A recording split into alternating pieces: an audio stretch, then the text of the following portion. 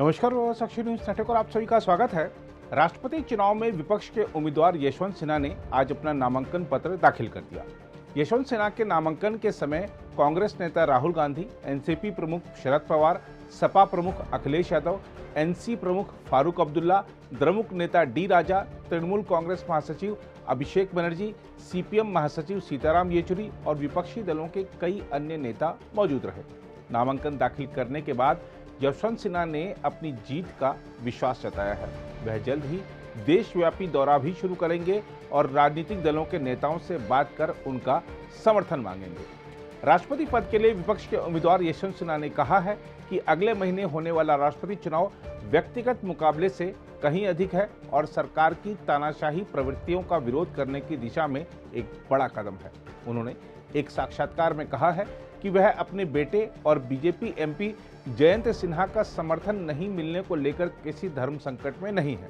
उन्होंने कहा, मेरा बेटा अपने राजधर्म का पालन करेगा और मैं अपने राष्ट्र धर्म का पालन करूंगा।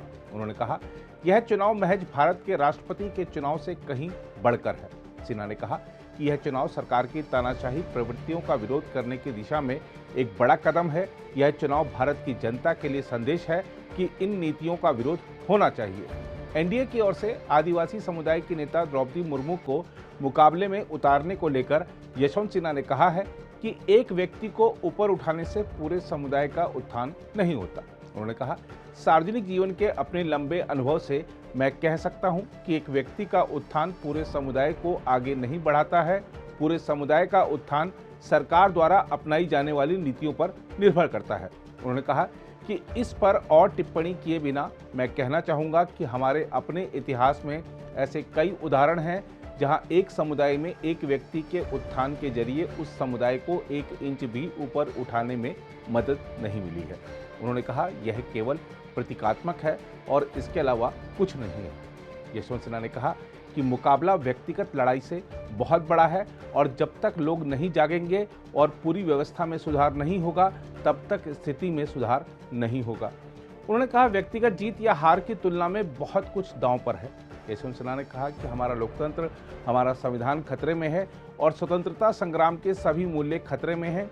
इसलिए भारत को खतरा है और उन्हें भारत की रक्षा के लिए आगे बढ़ना होगा। उन्होंने कहा कि वह व्यक्तिगत रूप से सोचते हैं कि लोग सड़कों पर तभी उतरते हैं जब राजनीतिक व्यवस्था विफल होने लगती है।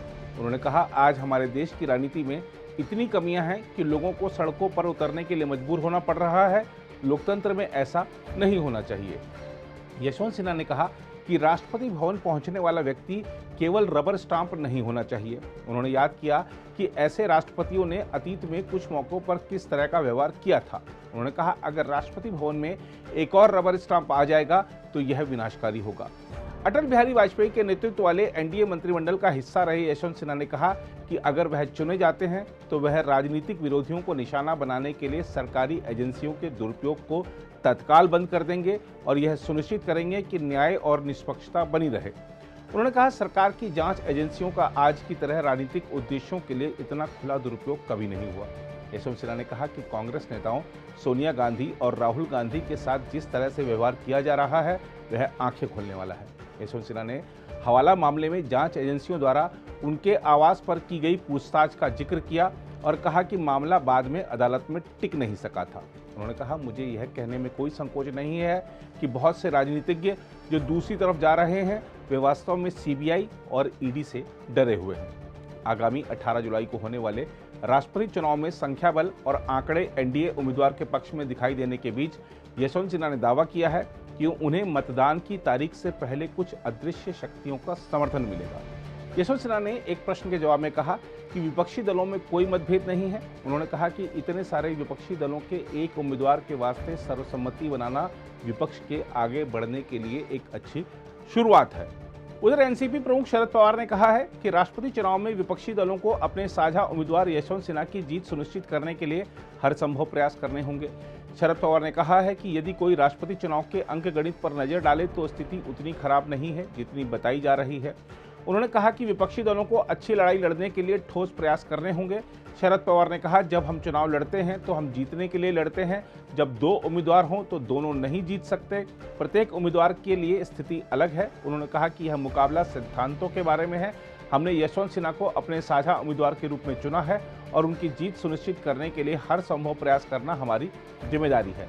शरद पवार ने द्रौपदी मुर्मू को लेकर पूछे गए सवालों पर कहा, अगर संख्या हमारे खिलाफ है तो क्या हमें चुनाव नहीं लड़ना चाहिए? वहीं कांग्रेस नेता मल्लिकार्जुन खड़गे ने कहा है कि हम लोगों को 17 से ज्यादा पार्टियों का समर्थन है और जिन लोगों को हमने संपर्क नहीं किया उन लोगों ने खुद हमारे राष्ट्रपति उम्मीदवार यशवंत सिन्हा जी को फोन किया और उनसे बात की है। उन्होंने कहा कि अब शायद सभी पार्टियों के मिल जाने के बाद एक नजदीकी लड़ाई होगी। अगर आप भी लेना चाहते हैं देश दुनिया की तमाम जानकारी तो आज ही सब्सक्राइब करें हमारे चैनल को। साथ ही नीचे दिए बेल आइकन को जरूर दबाएं ताकि हर अपडेट आप तक पहुंच सके।